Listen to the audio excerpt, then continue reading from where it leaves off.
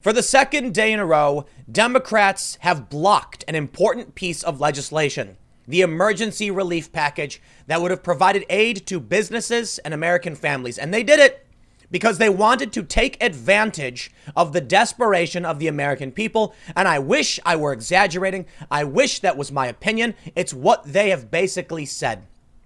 In an op-ed that I covered yesterday for USA Today, Democrats, please don't waste the coronavirus crisis. Hold out for what Americans need. Hold out for what Americans need relief now. People have no money.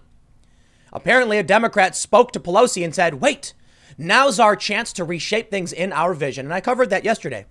Following that story, we saw the Democrats did it again.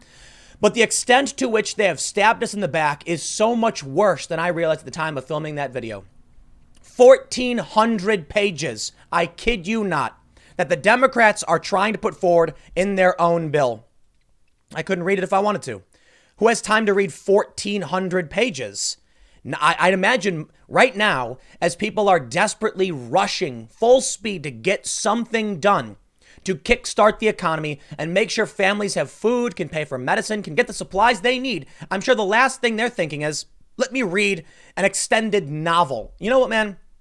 Some of the biggest books available aren't even 1,400 pages. And apparently this thing is stuffed with Green New Deal-esque ideological nonsense that has literally nothing to do with providing relief to Americans. I'm not going to sit here and pretend the Republicans' plan was perfect. Absolutely not. It may have seen some people getting less than others based on income, and a lot of progressives said everyone should get the same amount. There's some other criticisms, about providing leeway for big corporations, but those are conversations about loopholes and the nitty-gritty stuff. In the end, the gist of the Republican bill was to get money into the hands of companies to pay their employees and to American families to buy the things they need. And look at this. I actually wanted to read this to figure out what it is, but it is 1,404 pages long. So you know what the worst part is? The worst part, honestly, is all the ideological garbage that's in it. But it's also that even if they wanted to propose something in good faith, who could read it? You have very little time to get anything done. And now you end up with this. MSN says, this is the Washington Post, rehosted by MSN. Democrats block key vote on $2 trillion coronavirus bill as Senate floor erupts with partisan anger.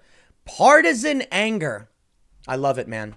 Did you know that a new poll just came out showing that Americans approve of Donald Trump's handling of the coronavirus outbreak? This is the fourth poll. 53% of Americans say Trump is doing a good job handling the coronavirus outbreak. So the Democrats have decided to hijack the coronavirus stimulus for liberal Christmas in March.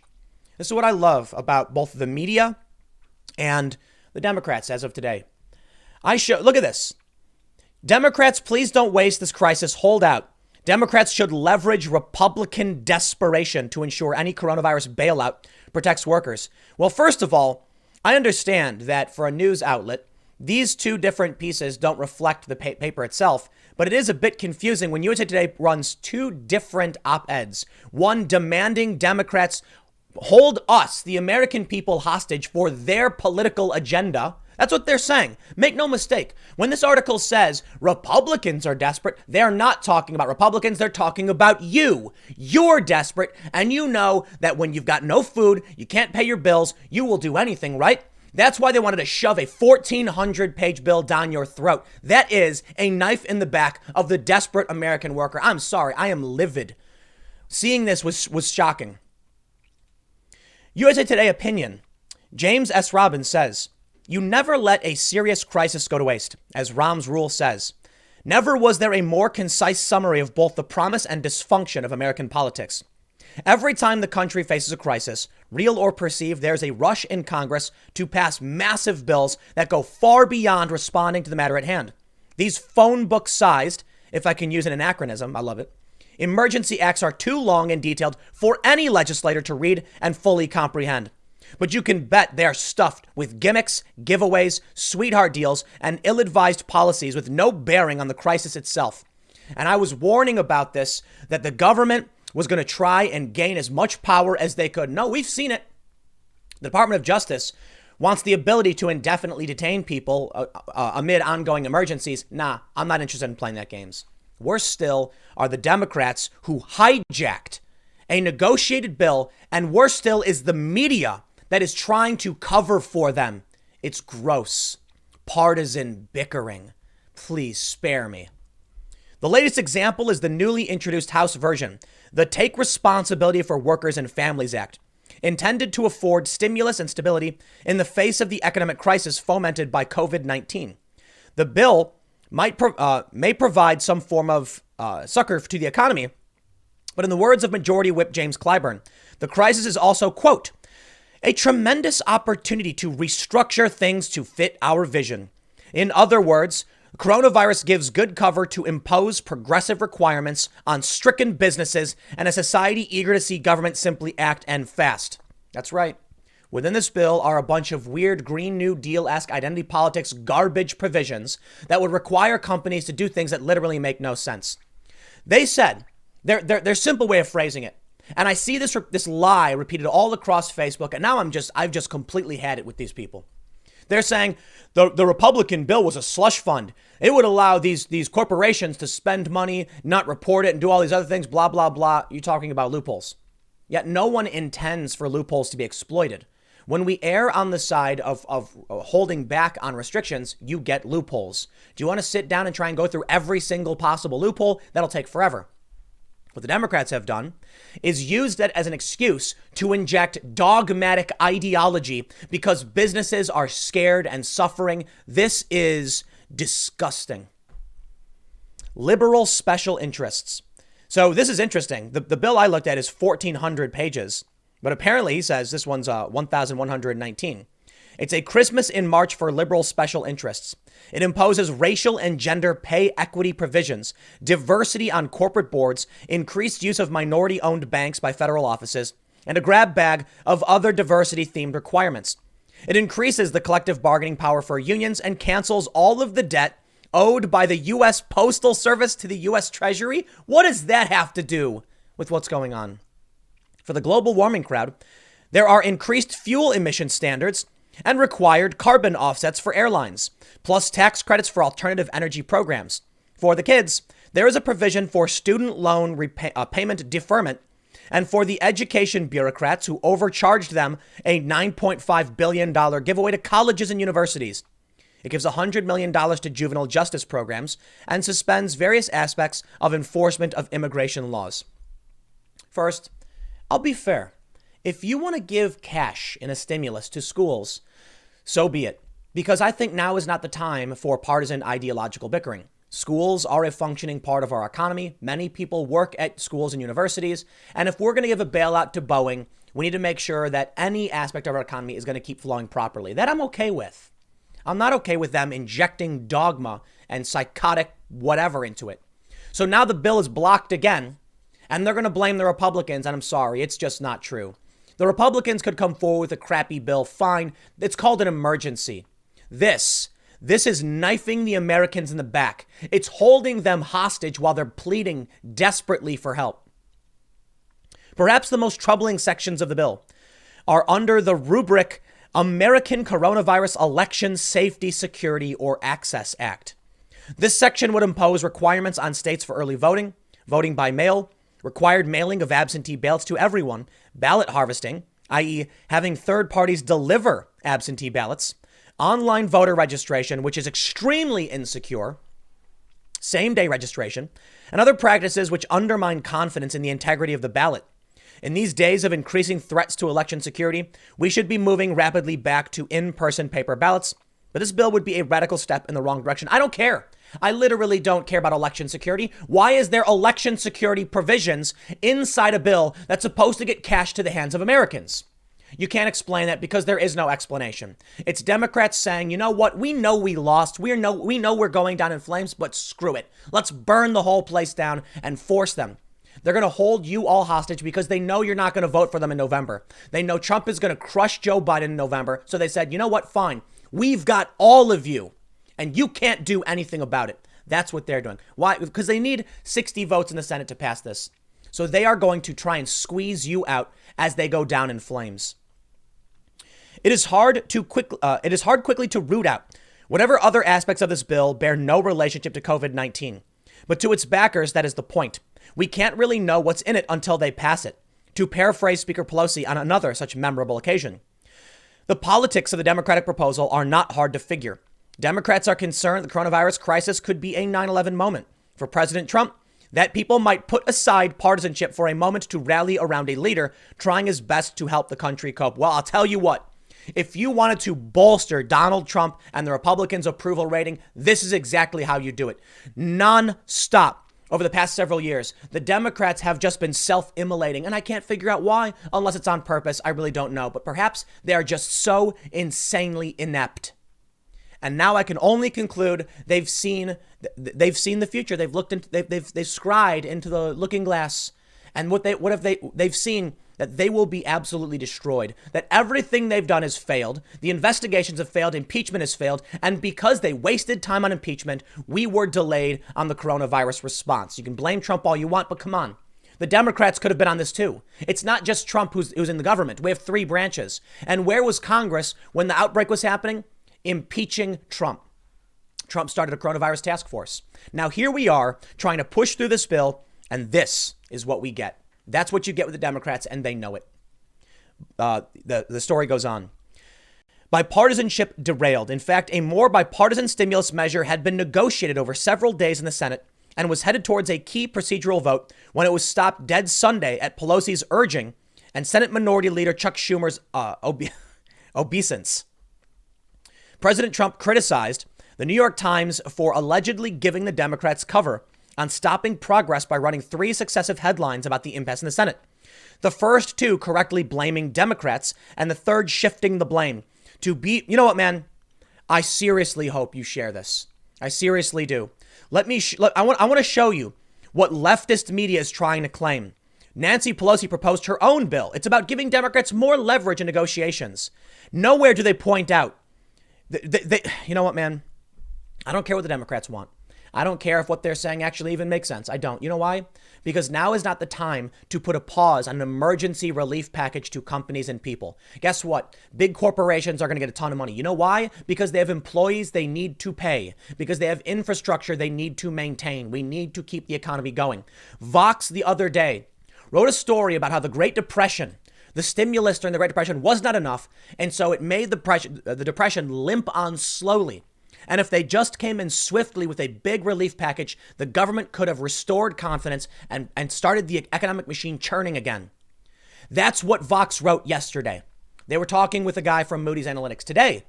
They put out this thing, which is basically a puff piece praising only a few key aspects of what's in the Democrats' bill without mentioning at all that they're the one blocking this and they're the reason you will not get your stimulus check. So I hope you share this video.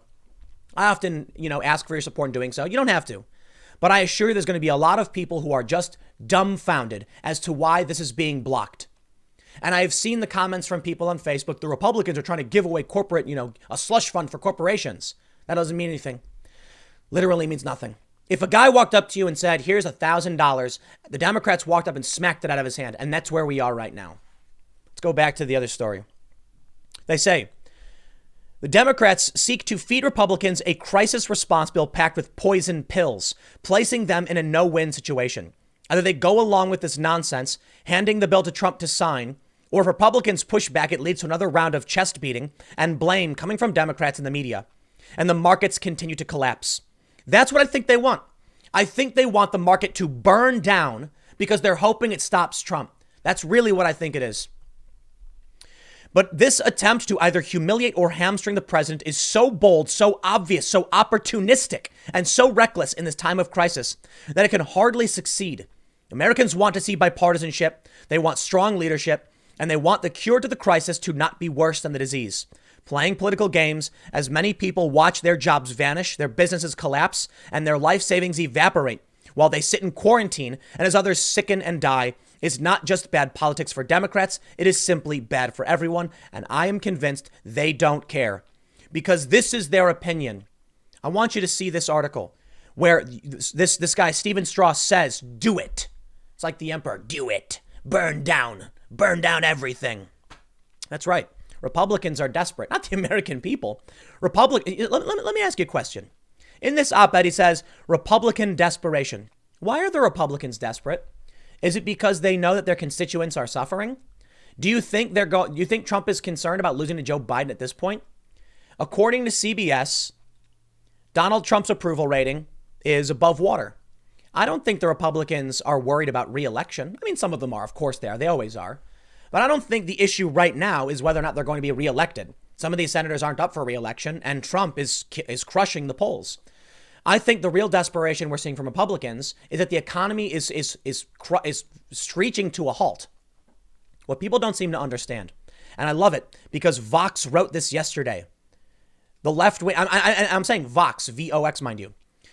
They said that at a certain point, the economy cannot recover. It's possible we see a V shape, where the economy tanks, and then we get it, and then we recover from the virus and it spikes back up.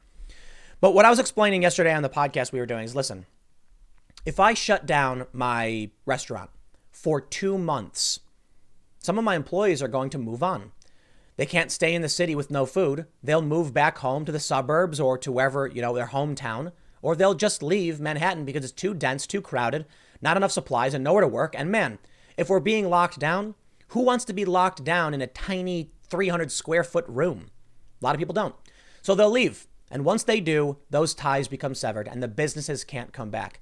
This is why it's so incredibly important we get things moving as quickly as possible. That's why it's so important that businesses do receive a ton of money. Now it's bad because we're borrowing from ourselves in the future, but the alternative is worse. We do nothing. Everything goes up. If somebody has been put on leave or furlough or even laid off, but the stimulus package comes in and they say, keep your employees on. Some of these small businesses are going to keep paying their employees amidst the crisis. And that means those people will retain the tie to that business. And although many of these businesses will not be able to recover, that is better than literally doing nothing. Perhaps, as I stated, the goal of the Democrats is to slog this as much as possible, to drag it down so that the economy takes such an incredible amount of damage, they then blame Trump for it. The only problem is this is once again an ill-conceived, moronic, desperate bid from Democrats. Ukraine Gate was, impeachment was. Let me just ask you something. If you are somebody who doesn't like the president, and I'm not saying like like an ambivalent individual, someone like me, like I've never been the biggest fan, but at this point, you're making it really hard. You're making it really hard, Democrats. I'll tell you this. Let me ask you, if you're someone who has consistently hated Trump, everything he's done, how do you justify this? It is so glaringly obvious. The Republicans didn't skip their vacation to try and create a slush fund for their buddies. There are some bad things in that bill. I'm not going to pretend like it's, in the Republican proposal. I'm not going to pretend it's perfect, but it's rushed out. And, what are we going to do? It was negotiated with Democrats. Let me stress, for those that haven't been following this, did you know that Mitch McConnell and the Republicans skipped their vacation over this? And and Nancy Pelosi took her vacation, shows back up, tells Schumer, nah, crush it. And Schumer then says, you got it. That's why the Republicans were so angry. I can't believe this is the world that we're living in. Vox then publishes this puff piece, giving us only a few highlights. They say the bill would require any corporation taking relief money to prioritize their workers' wages and benefits over CEO pay. My understanding is that what's really going on is it would require all of these companies to increase their minimum wage. It would force a $15 minimum wage in for any company that took the money. I could be wrong. I can't read it. It's 1,400 pages. Give me some time. I'll do my best. I'll try and read the thing. But what Vox does is they cover for the Democrats. It's incredible. They've been trying to do it for some time. I can't believe this is where we're at right now, but I hope everyone recognizes that across the board, as much as the New York Times or anyone else might want to cover for the Democrats, it was the Democrats who are blocking the vote on the stimulus package. Let me just say, if you want that cash check because you need money right now, look to the Democrats and ask them why they made this. Can you see that number up top? 1,404 pages. I don't care what's in it. Let me put it this way. I mean, there are bad things in it I'll talk about. But let me just tell you something. If you are a Democrat, a progressive, somebody who needed this money or thinks other people do or who have friends and family who are suffering, just know this. by putting up a 1,404 page bill to counter the Republicans. There was no possible way anyone could have approved this. So the only outcome would have been that you would not get the relief you need. That's the only outcome. Do you think someone's going to sit there and they're going to, even if they said, let's all read this, how long would that take? It would at least been a couple days. And that's what the Democrats just did. They said, we will not allow this. Amazing. That was a knife in the back. I'll see you all at 1 p.m. on this channel in the next segment. Thanks for hanging out.